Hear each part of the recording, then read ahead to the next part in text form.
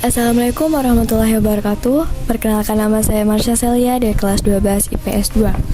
Pada video kali ini, kita akan membahas mengenai apartheid yang diberlakukan di Afrika Selatan.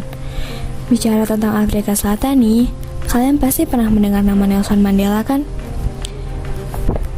Nelson Mandela terkenal sebagai salah satu tokoh legendaris yang dikagumi banyak orang.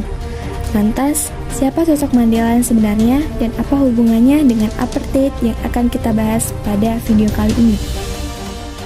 Apartheid adalah sistem pemisah ras yang diterapkan oleh suatu pemerintahan dengan tujuan untuk melindungi hak-hak istimewa dari suatu ras atau bangsa.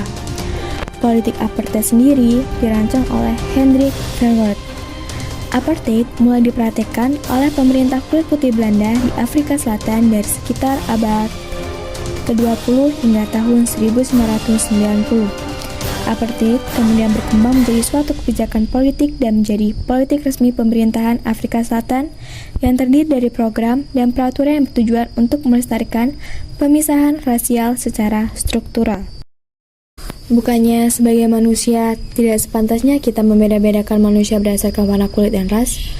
Lantas, mengapa di Afrika Selatan diberlakukan politik apartheid?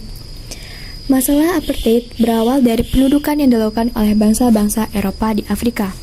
Bangsa Eropa yang pertama kali datang ke Afrika Selatan adalah bangsa Belanda, di mana bangsa Belanda dipimpin oleh Jan Antonie van Riebeeck. Masyarakat Afrika Selatan menjadi di bawah pendudukan bangsa Eropa, bangsa Belanda atau kulit putih, sehingga masalah kulit ini yang menjadi titik pangkal munculnya masalah apartheid.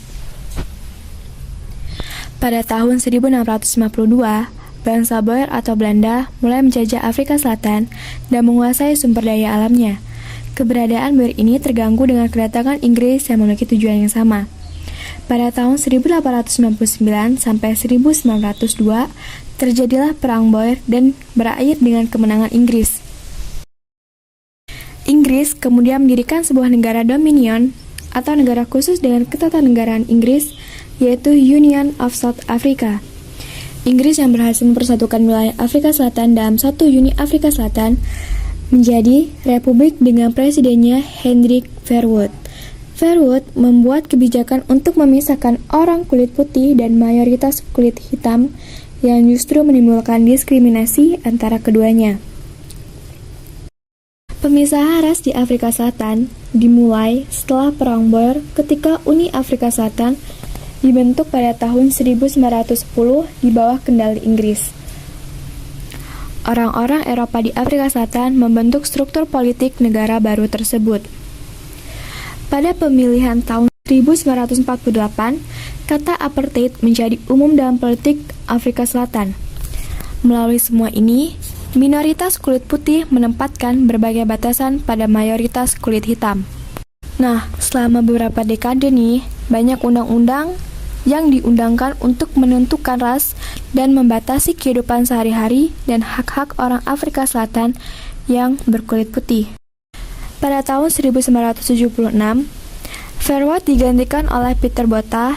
Ia mengumumkan bahwa homeland yang dibentuk dimaksudkan untuk menjadi negara bagian yang otonom. Namun, siapapun dapat memahami dengan mudah bahwa politik apartheid dimaksudkan untuk memecah belah persatuan dan kesatuan Afrika Selatan sekaligus mengamankan pemerintahan minoritas bangsa kulit putih di daerah itu. Gejala-gejala ras diskriminasi orang-orang Belanda dari kaum Kristen Calvinis yang pertama datang ke Afrika Selatan telah memandang penduduk pribumi kulit hitam dengan pandangan yang rendah. Pandangan itu yang menyebabkan terjadinya perbudakan atas bangsa kulit hitam oleh penduduk kulit putih. Sampai pada abad ke-19, pemukiman kulit hitam masih tercampur dengan daerah kulit putih. Tapi pada permulaan abad ke-20, mereka digiring ke daerah pinggiran. Sebuah perkampungan kulit hitam yang besar ialah perkampungan Soweto di daerah Johannesburg. Pada tahun 1913, penguasa kulit putih mengeluarkan Undang-Undang Pertahanan Pribumi atau Native Land Act yang melarang kulit hitam membeli tanah di luar daerah yang telah disediakan untuk mereka. Pada tahun 1927 dikeluarkan kembali Undang-Undang Imoralitas yang melarang hubungan perkawinan campuran antara kulit putih dan kulit hitam atau kulit berwarna lainnya. Nah, Lambat laun nih, orang-orang kulit hitam yang semula tidak mengerti bahwa kebijakan pemerintahannya bertujuan untuk diskriminasi rasial atau perbedaan warna kulit. Orang kulit hitam tidak tinggal diam. Mereka bangkit mengadakan perlawanan. Mereka memberikan perlawanan dengan membentuk organisasi modern, yakni African National Congress (ANC). Logo ANC sendiri seperti ini ya. ANC adalah partai politik yang dibentuk untuk mengalahkan dominasi politik kulit putih pada tahun 1952 di bawah pimpinan Nelson Mandela. Tahun 1955, ANC membentuk koalisi gabungan kulit berwarna atau kulit kuning dengan tujuan menggandeng oposisi lain supaya lebih kuat. Koalisi tersebut berhasil mencanangkan Freedom Charter yang kemudian menjadi program perjuangan ANC berikutnya. Pemerintah Peter Botha dengan kejam menumpas setiap perlawanan yang terjadi. Banyak tokoh-tokoh kulit hitam yang dijebloskan dalam penjara, seperti tokoh karismatik Nelson Mandela yang terpaksa mendekam dalam penjara selama 27 tahun. Usaha-usaha mengakhiri politik apartheid juga dilakukan melalui perjuangan politik. Partai-partai yang terkenal antara lain Partai Kongres ANC pimpinan Nelson Mandela dan Inkatha Freedom Party pimpinan Mangosuthu Buthelezi. Nama Nelson Mandela sendiri mulai menanjak ketika ia terpilih menjadi Sekjen ANC African National Congress pada tahun 1948 dan pada tahun 1952 menjadi Presiden Liga Pemuda. Pada tahun 1961 sebagai Sekretaris Jenderal ANC, Mandela mengomandokan pemogokan selama 3 hari 29 sampai 31 Mei 1961. Pada bulan Desember 1962, ia dijatuhi 5 tahun penjara dengan tuduhan meninggalkan negara secara ilegal. Tidak beberapa lama, tokoh-tokoh ANC lainnya juga ditangkap di markas ANC.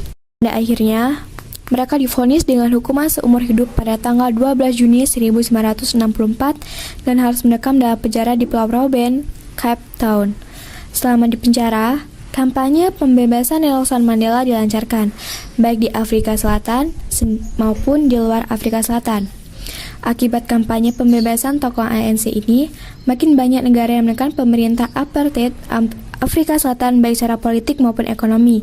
Kampanye pembebasan itu membuat Mandela menjadi tokoh tahanan politik paling populer di dunia. Pada tahun 1989, mewariskan Afrika Selatan kepada Ferdinand Willem de Klerk.